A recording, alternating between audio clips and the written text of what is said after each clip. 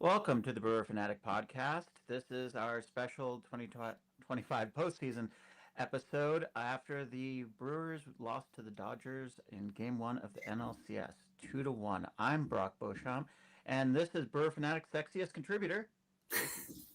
How you doing, Jake? Hey guys, nice to be here again. Yeah, that did you stay up all night and watch it in the land of the Ire? Um, Not quite, though. I got too excited and couldn't sleep, but then told myself I had to sleep throughout the game anyway because wouldn't have been good for another sort of couldn't stay up to 4:30, go into work at 7 o'clock and expect to function. So I instead woke up at 2, fell asleep again at 4, didn't catch a bit of the game, woke up at 6, and then caught it because that apparently was the smart thing to do. Did you see the whole thing, Brock? Yeah. Other than like stepping out a couple times, I missed a couple innings of the Dodgers batting, but I saw everything the Brewers did, and I didn't have to sit down for long to watch everything the Brewers had done for 8 innings. It was a lot of 3 minute stints of sitting down. I But mean, yeah, I saw pretty much the whole thing. Blake Snell was on a tear. I mean, there's sometimes you just look at it and there's not much you could do. They couldn't. Nothing was squared up. Like there's nothing you would turn around and say that was close. I think there was Jack or Bryce trying a fly ball in the early innings that was relatively deep, but the Dodgers were crushing everything. They were. I have to say, I think they were pretty unlucky to end up with only a couple of runs out of that. It seemed everything was more than track. I mean, honestly, this should have been like a 5-1 game, 6-1 game, something like that, based on what we saw. And you know, first, the positive I'm going to say about the game is, the Brewers almost came back. But literally, the one guy on the field last night who cannot play every single night is the guy who beat him. Like, everybody else in that Dodgers lineup showed that they were beatable. But Blake Snell, when you get that kind of guy who's a two-time Cy Young Award winner, whose one flaw is he doesn't have great command and control, if he has that command and control, you're screwed. Yeah. You're just not going to be able to do anything against the best version of Blake Snell. And that was absolutely 99th percentile Blake Snell.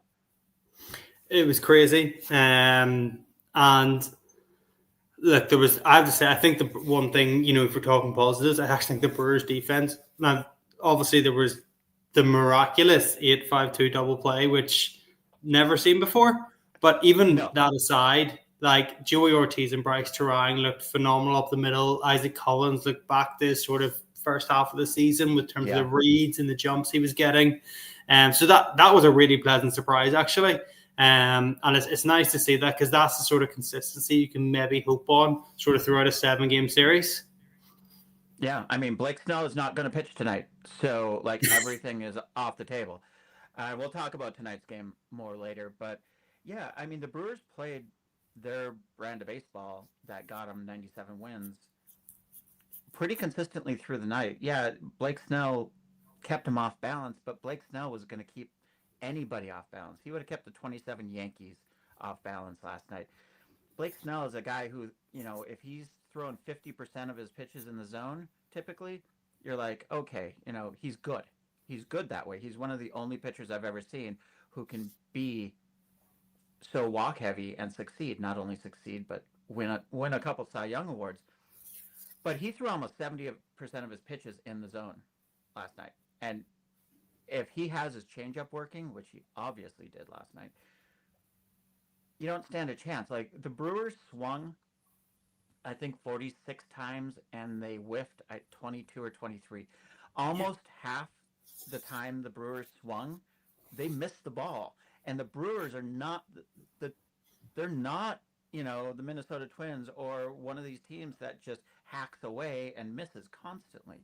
They're the opposite of that. They're with the Blue Jays on the other side of the spectrum, and Blake Snell just had them completely out of whack. Yeah, I mean, you could maybe, the one criticism you can maybe label at them is that they didn't adjust at all. From inning 1 to inning 8, they were still trying to sit on the fastball that just wasn't coming. I mean, the right-handed hitters, I think it was 55 or so % changeups were coming their way, and it was maybe 30% four seams. But he was getting ahead 0-2, 1-2 because they were looking for something that just wasn't coming. And when it No. did come, it was impeccably located, up in the Yeah. zone, in tight. There wasn't much you could do with it. But they still continued to sit on that pitch. And I think that's maybe the one thing you could say. There was a stubbornness with the game plan that they really could have done without. Yeah, and that is a fair complaint, and really maybe more of a complaint against the Brewers. Again, credit to the Dodgers for game planning that so well. I think it might have been the seventh inning where Blake Snell, I don't think he threw a fastball. Like, he just didn't throw a fastball in the inning. Like, the Jack Stern from Brewer Fanatic often talks about, while stuff is important, what might even be more important is speed differential and keeping hitters off balance. And I think I agree with that. And like last night, Blake Snell, um, just a masterclass in it. And it's amazing that it came down to the last at bat, given what Snell did. Completely. And then even that last at bat, I have to say I've seen a lot of condemnation of why do you just let it hit you? And there's a camera angle from behind the plate, where it showed that ball, which it's roughly halfway down the plate or halfway towards the mound where your decision time. That ball looked like it was coming an inch off the plate, and then it just started like boomerang in off him. To the point where it's not like this was a sweep where you could see heading for you, like out of the hand, Yeah. where you have a split second to even consciously think, this will hit me. Like, it just swerved towards his leg, and it's purely instinctual for a guy who doesn't need to let the ball hit him, and I think there's been far too much criticism of that.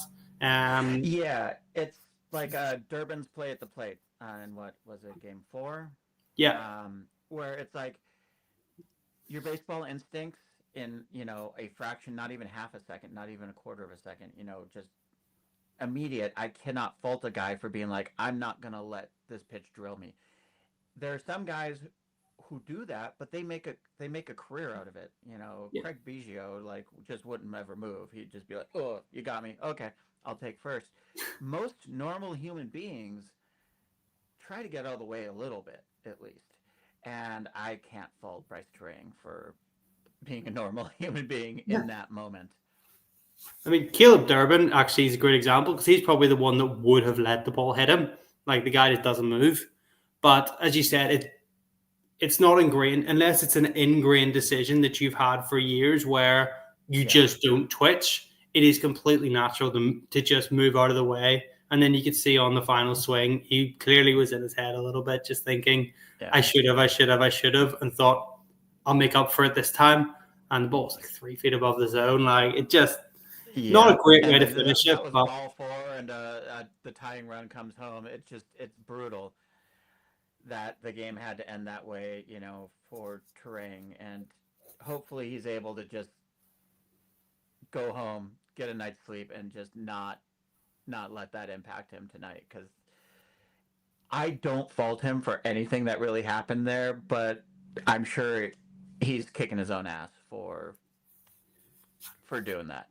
I mean, you wonder how much sleep any of these guys get during these sorts of games. Like, you must go home and you either just collapse immediately from the sheer exhaustion, or you're up all night just buzzing. Yeah. And this is Jason Wang, one of our contributors. This is the kind of excellent contributions you can get at brewerfanatic.com anytime. Jason just killing it as always. Thanks, Jason. Yeah. For those who are listening later, he says Blake Snell, more like Blake Smell. Smell. Right. Sorry, there are some audio-only listeners. I forget about that. And Pam Oxman saying the Brewers were out celebrating too much over the weekend. Yelich looked lost at the plate. Yelich did look lost, but that's because Blake Snell was facing a lefty on lefty, and God have mercy on Christian Yelich's soul for that, having to face that. Like, when we got to the third inning or so, and it was obvious that Blake Snell was premium Blake Snell, I was like, does Pat Murphy just start taking out all the lefties? Because like nobody stands a chance, but absolutely nobody is going to stand a chance lefty on lefty against Snell in that situation. Even Christian Yelich, who, obviously not what he once was, but still a very good left-handed batter. And still, this is one thing that people don't really seem to understand is that almost no lefties hit lefties. Christian Yelich's OPS for his career is 120 points lower against left-handed batters or left-handed pitchers. Yeah. That's actually a pretty good split for a lefty. And if Blake Snell's thrown, he had everything working. And what kept him what devastated the Brewers was his changeup was working best of all. Mm-hmm. And that completely took away any chance for the right-handed bats to do damage and get him out of the game. And even for Yelich, you look at that. I think it was one of the strikeouts, which is beautiful. It was a painted 97 fastball low and away. And you just know that Christian Yelich's kryptonite is that slider just breaking off there, going about 3 feet off the plate. And like, if he swings as soon as he should at that, he's probably going to look an idiot. So he's late on it. It's just beautiful, beautiful pitching. I think the thing is, Christian Yelich hasn't really caught fire this series, but even if we're looking back at the second half of the season, he's still kind of been a little more frequently, but the Christian Yelich we've seen the last maybe 2-3 years where he gets really hot for 10 days and everything is like 2019 Christian Yelich, and then he cools off a little bit again. So the Brewers maybe need that version to come at some point, but it's it's unpredictable whether that will be the case or not. If we see him get his timing down, watch out. Absolutely. And honestly, at this point, watching how well the Dodgers got to pretty much everybody the Brewers put on the mound, they were just the Dodgers were just having really good PAs and they were making good contact. The Brewers defense, and a lot of things got the Brewers out of some jams. If the Brewers are going to compete against that Dodgers lineup, I don't see them doing it without Christian Yelich at least having an okay series. And the thing is, while he needs to have at least an okay series, if not a great series, he's not going to do that against a lefty who is absolutely just crushing it. He's going to have to do it against the righties. Yeah, his outplay there is just being late in the ball and somehow sort of squeezing and back spinning it down the line for a double. That's kind of been his method against lefties sort of all year, and then occasionally he'll just turn in one low and middle. It is interesting though. I mean, you mentioned how they were squaring up even in game one, and looking back even over the pitching log, you'll see Aaron Ashby, Quinn Priester, Abner Uribe pitching big innings, and they're all very much low in the zone. And one person who really stood out yesterday was Freddie Freeman, who has that real sort of uppercut swing. He's the only hitter in baseball who has a swing as uppercutty as that and can still hit like a 300 batting average or even close. Riley Green is similar to him. He did for 200 times. He's a freak. Freeman with that swing is a freak. Yeah, he's just like that ball he hit last night. It's almost trying to scrape the top of the roof. And this is a guy who, hits 300 or, give or take, plus or minus 20 points. Guys with that swing don't hit 300 in the modern game. And, credit to him for, uppercutting that ball and sending it, 300 feet in the air while also sending it 300 feet out. Well, I do think we're going to find something different tonight now because we do. Am I allowed to talk about tonight yet, Brock? They have your permission? One more thing I wanted to get your opinion on about last night was I didn't like putting Uribe in that game. And let me explain why. First off, you're losing. And I typically don't like using your best pitchers, especially when you've used almost all your best pitchers up to that point. But really, the reason I would have held Uribe back there is because this is game one of a 7-game series. And while, you have to worry about Uribe and everybody's usage at this point, I don't want the Dodgers getting 4 and 5 looks at Uribe. And in game one, in a game you're losing, I hold Uribe back and be like, I want to use him really when I think it's going to count the most, because if this series goes 6 or 7 games, the Dodgers, everybody in that lineup is going to have faced Uribe at that point. And if you can just take 3 or 4 guys out and not have them face him tonight, I think that has a cumulative effect over the course of a playoff series. That it was a little bit of a, I don't know if I'd even call it an unforced error. It's just, I think that's more metagaming what a baseball series is. I mean, no, you're right. I was chatting to Jason, I think, last time on here, and we were saying about how Emmanuel Clase was a prime example last year with like a 0.6 ERA, goes into the postseason, first, second time, nails. Third time through, everything's a barrel. And that's because it's the same penalty. Devin Williams last year pitched 2 games in a row against the same spot in the lineup. First time, shut them down. Second time, they were all over him. There's maybe more going on there, but we saw it throughout last year's postseason. And I think your ex-Woba will jump from like 300 or so up to about 340 when you're seeing a reliever the third time in a series. So it's definitely relevant. The other thing I think to consider there is that it was Saturday night. Uribe pitched 2 innings for the first time in his life. He will not have slept that night. There will have been very minimal recovery. The day after will have been a bit of a wash, and then you're turning around 1-0 game. You probably don't have the same adrenaline rush to carry you through if your energy is a bit low. And I also don't think he pitched that well by his normal standards on Saturday either. I think he was missing the zone a bit. The way his arsenal works, you don't barrel him up very easily. A lot of ground balls, and that got him home and dry.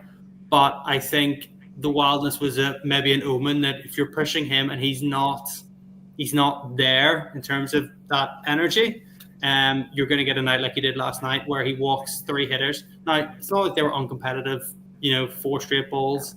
I think they were all on 3-2 counts.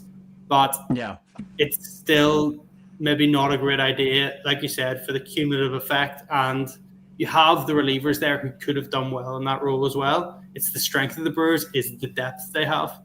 Yeah.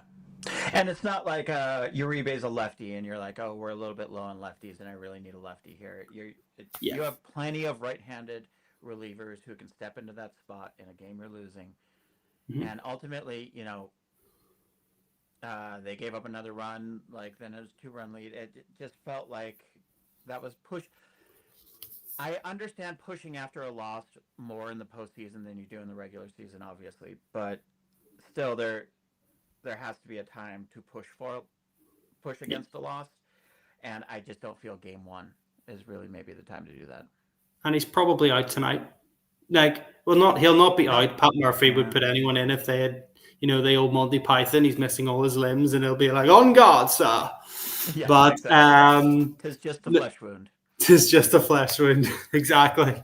But Uribe shouldn't pitch tonight because you're not going to get that quality from him. You need him to recover. You want the 80% of Abner Uribe is not as good as, don't hate me, the 95% version of Grant Anderson. Mm-hmm. Yeah, I mean that is one thing that's incredibly common about baseball players in general. I was just part of a Jays live stream the other day talking about Nathan Lucas, who took a ball off the knee, and people were like, oh, he should be in. And I was like, no, because 80% of Nathan Lucas is like nothing special whatsoever. In fact, it might be worse than replacement level. Even your best players, if you have more than one good player, if that player is diminished in any way, go with the guy who's 100% or closest to, because baseball is such a game of slim margins. You go with the guy who's healthiest a lot of the time and most fresh and ready to go. 100%. Okay, let's move on to tonight's game. We've butchered what happened last night, and so tonight we have Peralta and Yamamoto going with a 7 p.m. Central Time start. And I assume you're going to watch this whole thing live in Ireland, aren't you? I actually am this time. I'm going to be I'm planning on a 9 o'clock. I'm going to try and go to sleep 4 hours, wake up for 3, go to bed for another couple, and then pretend I'm fresh as a daisy in the morning. That's the plan. Great. And then you Yeah. have a whole off day after that, so you can figure that out later.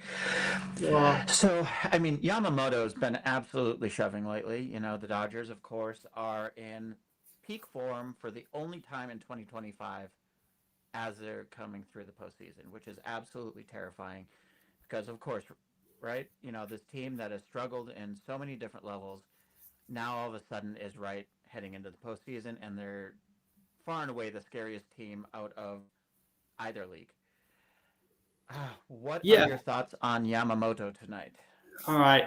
Okay, I'm going to ask permission again. Can I nerd out just like a little bit? Just a little bit. Yeah, absolutely, of course. Score. All right. So, Jeremy Machino, you might know him as Pitch Profiler, has some brilliant models, well worth a subscription for anyone who writes or just enjoys baseball. He's got some phenomenal stuff, but you look at Yamamoto and there's a couple of things stand out.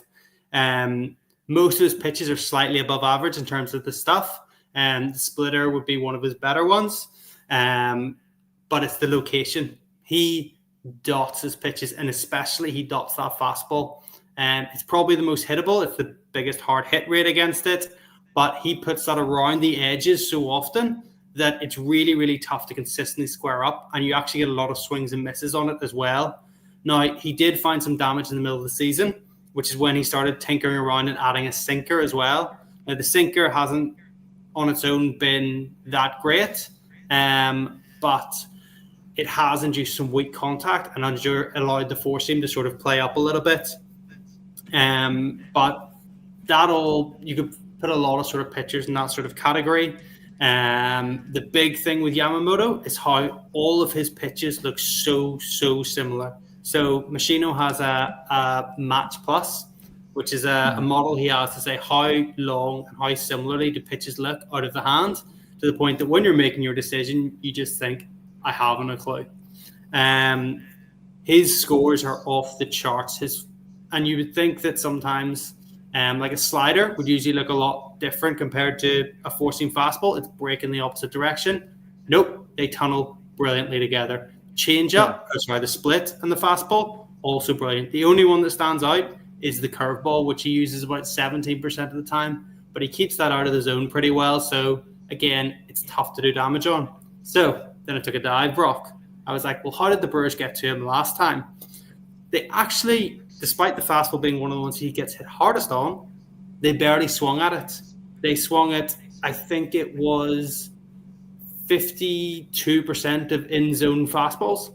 No, I meant admittedly, he lasted like an inning or 2/3 of an inning, but he threw out 40-odd pitches in there. Most of them were fastballs, and they just left it. They were sitting and waiting on the splitter coming in. If you can pick the splitter and it's in the zone, again, you can get under it and do some damage on it. And then Andrew Vaughn pumped the slider that hung middle over the left field wall. But it will be interesting to see how they approach tonight. Do they revert back to that sort of let's sit on his fastball, let's see if we can change it up a little bit, or do they stick with the approach that worked so well for them the first time around? Yeah, interesting. And for some of the people who might not know what Jake's talking about, because it may not sound like English.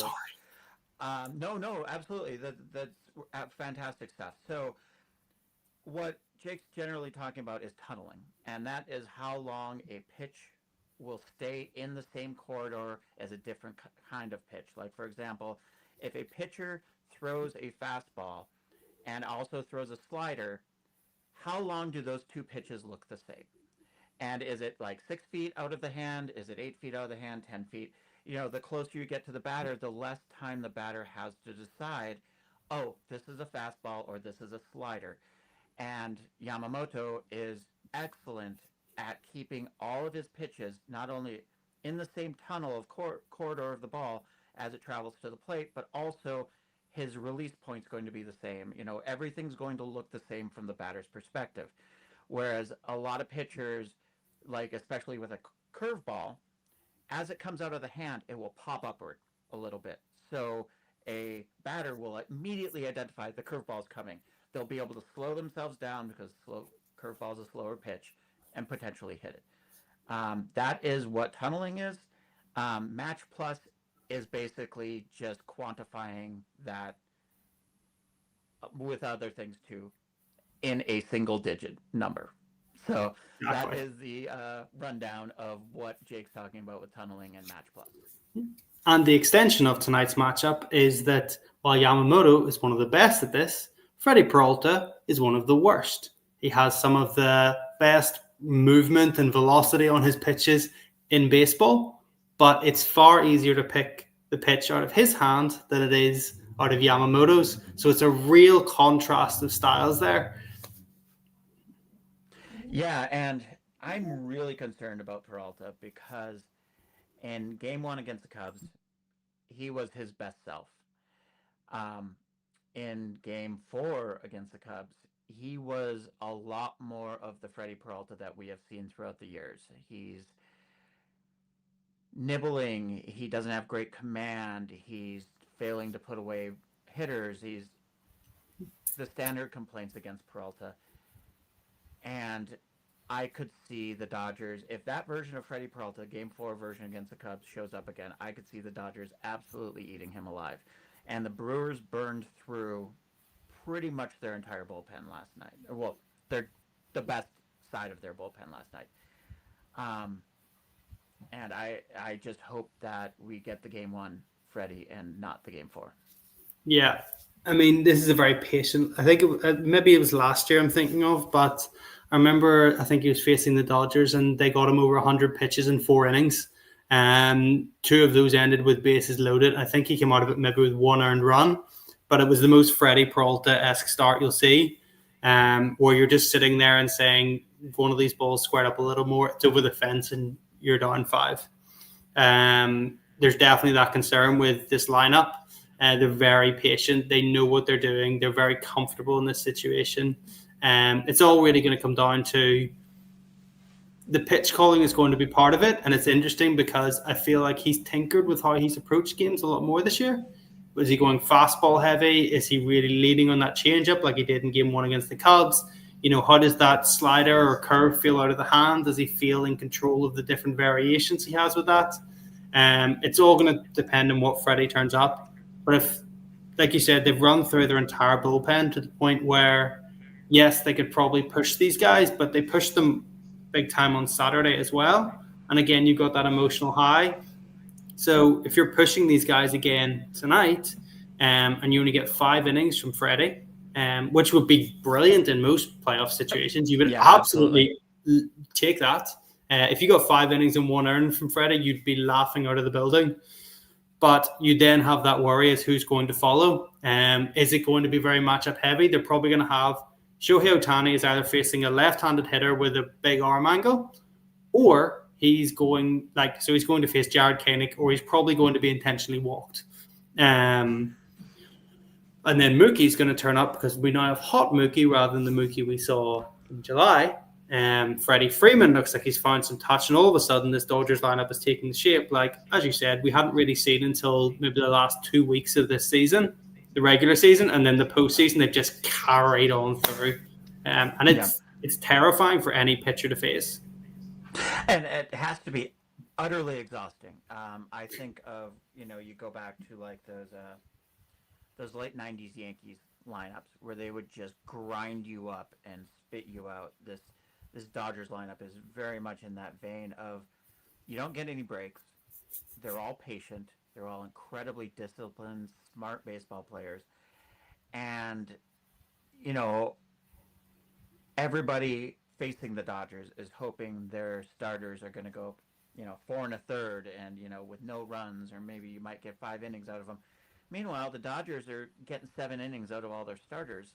They've just decided it is once again, 1992, and they're going to have everybody pitch 7 innings. Baseball is a stupid sport, is really what I'm getting at. It's just incredibly stupid. The Dodgers are, once again, upending baseball convention, and now their starters are going really deep because they don't have much of a bullpen. They have Sasaki. I mean, they have all the talent. They have a lot of talent in that bullpen. It's just not really getting them results right now. it's the same bullpen that just locked them down through October last year. Alex Mhm. Facea, that real rising fastball. Blake Trinian has been dog's gonads for a little bit.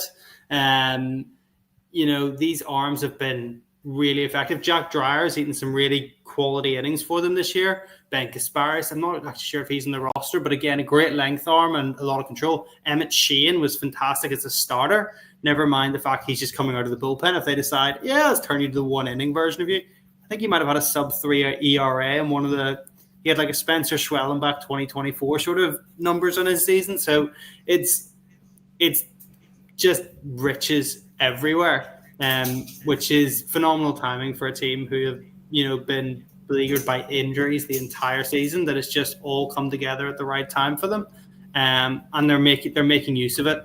Dave Roberts has the easiest job in baseball right now. He sure does. He's like, okay, yeah, just I'm gonna write my lineup in pen, unlike everybody else who's matchups left and right, and not like you're gonna sit Freddie Freeman and Shohei Ohtani against the lefty. It yeah, must be nice having a $350 million payroll. Is basically what we're saying. Especially, it must be nice having a $350 payroll with probably the smartest front office in baseball at the same time. Yeah, So, yeah, just yay Dodgers, yay for yay. you, yay for Um, winning that stacked deck. So I think the question is, you're looking at this and you're saying, well, Peralta might struggle a little bit. Can the Brewers sort of hang tough behind him and just grind and grind and grind and survive until they have that off day and a little bit of rest? So how many runs do you think the Brewers are going to need tonight to sort of put pressure in this Dodgers lineup to get on top of Yamamoto, to maybe get into that bullpen? How do you see like a win panning out for these guys? Well, honestly, I think they're going to need at least 4 runs tonight. They've been getting by with several low-scoring games. I don't think you beat this Dodgers lineup with your A bullpen after they saw your A bullpen last night. Yeah. And that's already baking in the fact that I don't know what version of Peralta you're going to get. So I don't see the Brewers winning this game with fewer than 4 runs. And of course, if they want to add more than that, that's be my guest. Please do so. But yeah, I just don't see them getting through this Dodgers lineup giving 2 runs up again. Even 3 is a victory against this lineup, and that's ignoring the fact that they need to get tonight. Their primary goal from the first pitch is to get Yamamoto out of that goddamn game. Yeah. Like that needs to be. They need to get to that soft underbelly of the Dodgers bullpen. They cannot let something like last night happen again, where Blake Snell just faces the minimum through 8 innings. 8.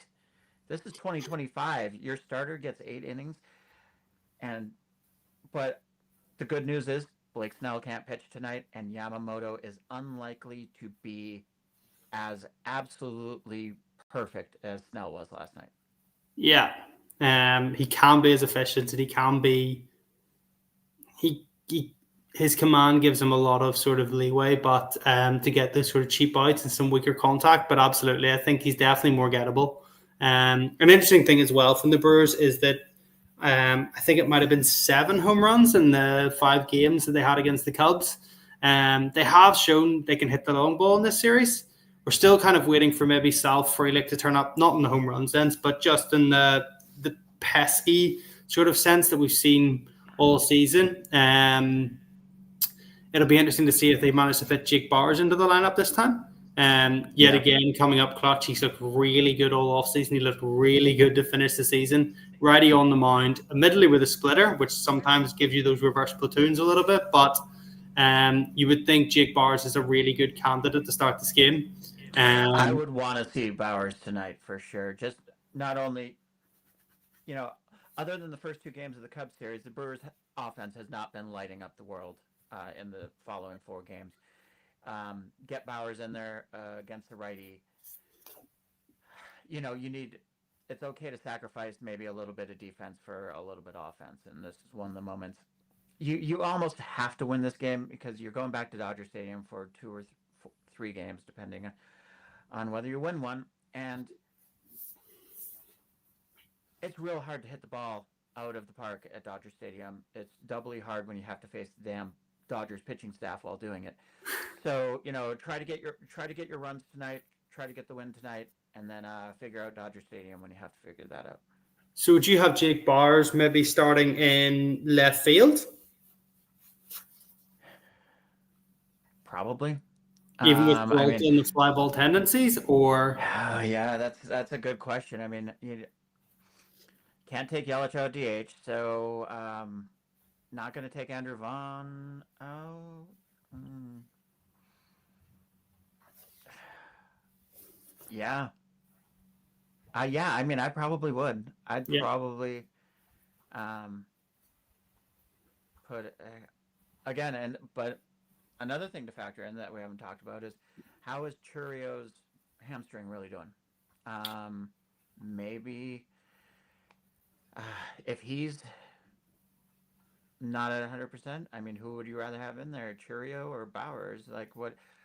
How do you align the outfield in that situation? I mean, it was interesting. I was chatting to one of our diehards. You may know him as Y Guy. We Yep. were chatting about it, and I was like, "Oh, I wonder if they'll put Frelick in center field." And you're sort of thinking, "No, they haven't done it all year." But give it a chance last night just to get Yep. Isaac Collins in the lineup. Obviously, no issues in center field by the fact he nearly dropped the ball over. See if he dropped that ball over the fence for a grand slam, haunting. But anyway, Yeah. Churio to right field, where he's arguably looked significantly more comfortable in his big league career. He seems to see the Yeah, he ball a lot has. better. Yep. And that should help even if he is a bit slow. He did say, he's feeling near 100%, but he's also 21.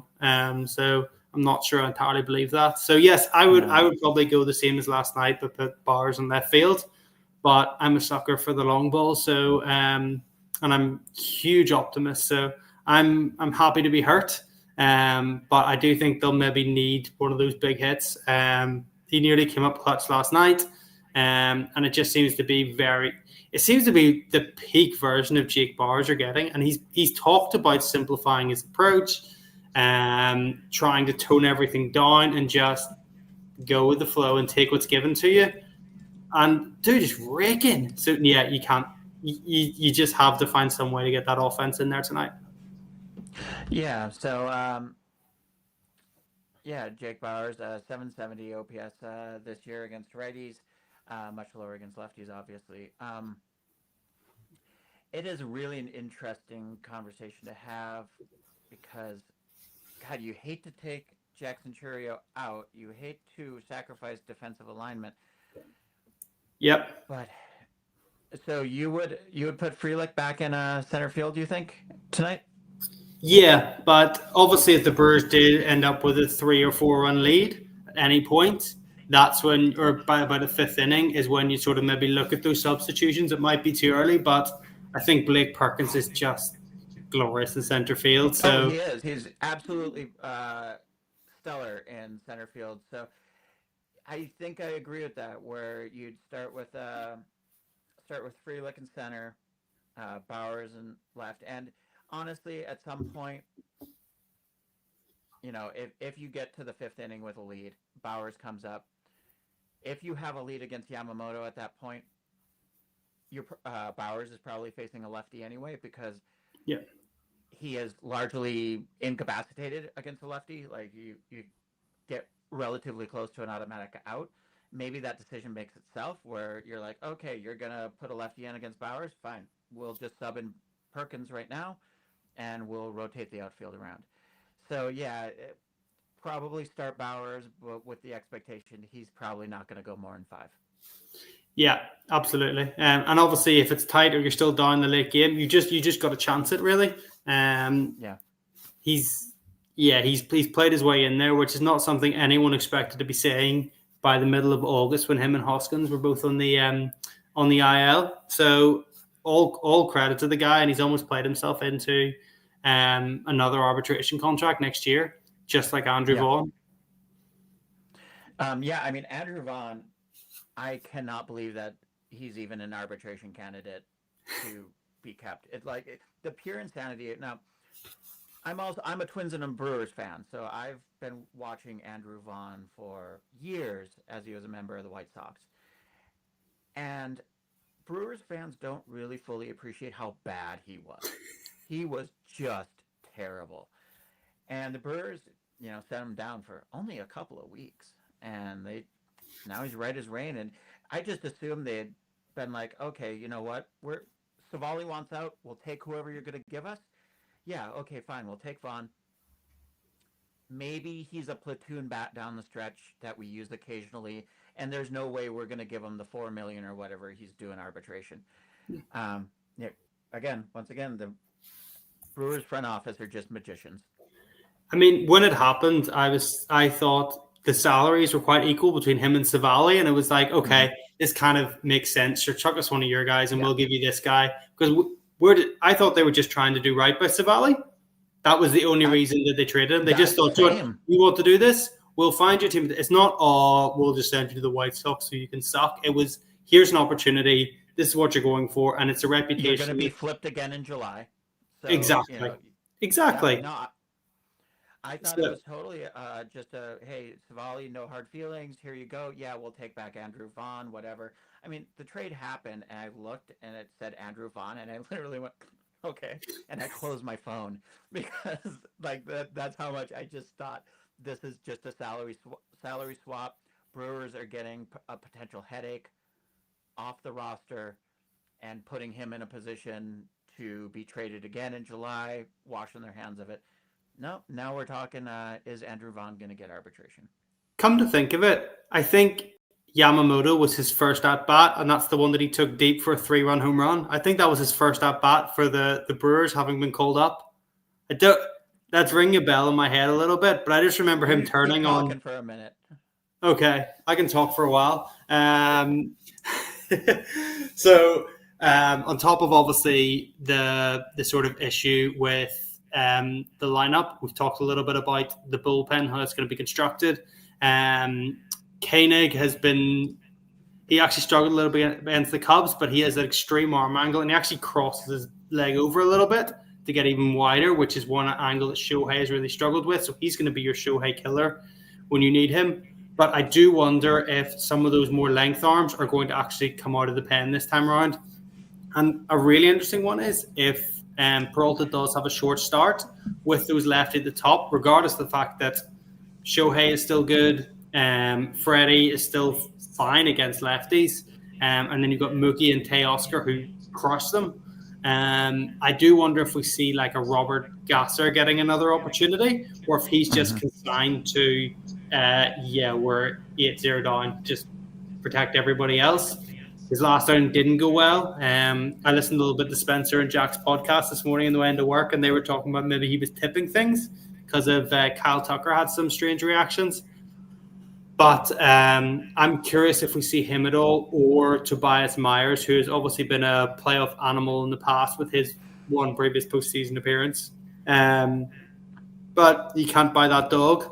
So it's how they piece that together, especially with Trevor McGill not looking 100% of himself. When he's finding the edges with that fastball, he's fine. But you do worry if he's 98 with that ride. If he lurks over the middle to someone like Shohei, you just turn around and wave a goodbye. That could be out of the park. Yeah. So I do think there's some bullpen conundrums and issues going on here that really might bite them beyond just the fact that some of these guys are tired. If there's a short start, it really could spell trouble, or it's a chance for another hero to be born. Yeah, absolutely. And that's kind of tying back to some of the stuff we were talking about earlier, where this Dodgers lineup is just so good that, I mean, you don't have confidence in even your best guys of really getting through it cleanly. And then when you get to guys like Gasser, who have scuffled a little bit, or Myers, who simply didn't have a great season, things could go awry in a hurry. I did look up that game, and somehow Jake McKibben's memory comes through once again. That was Andrew Vaughn's first plate appearance with the Milwaukee Brewers, was a home run against Yamamoto. That's insane that you remember that. That is so funny. The shock is still sitting with me, Brock. I'm just sitting and watching you like, But yeah, no, I'll take the kudos there. So yeah, have you any other sort of thoughts on tonight? Is there anything sort of exciting? Like, do you think the crowd's going to be up? Do you think it's going to be a little demure on the thought of, oh, we can't beat the Dodgers? Like, is there anything else sort of going through your head? No, I don't see the crowd being too demoralized. I mean, last night's game was way closer than it should have been. Came down to the last PA, which is really a testament for the Brewers. Like, as a team, they did everything pretty much right, except for they couldn't get to Blake Snell. So there's no reason to be down at all. I mean, literally, Blake Snell, not even the Dodgers, just Blake Snell beat you last night. And yeah, I mean, be pumped, get ready. I mean, it's a different pitcher. Yeah, Yamamoto's good, but he's very different than Snell, and Brewers roughed him up last time. Just it'd be nice to see a 5-spot put up on the board, something like that. Oh gosh, Get that some would be runs, get lovely. them early. I could go to sleep at 2 a.m. if they put a 5-spot up and they were there by the you fourth go. inning. I'm off that. I mean, really though, against the Dodgers though, you're that confident, huh? I'm so confident that I will not sleep and just think, well, screw this. I'm going to have to log in 45 minutes later just to double check and watch the final Yep. bit of the game. But it's the thought that counts, because I tried to sleep, I will feel less tired tomorrow. So it works. There you go. Well, nothing else, Jake? Want to take off? We'll probably be doing this again. I don't know if we'll do it tomorrow or the day after. We're going to start doing previews instead of post games. Just works a lot easier for everybody involved, especially Jake, who has to watch games in the middle of the night.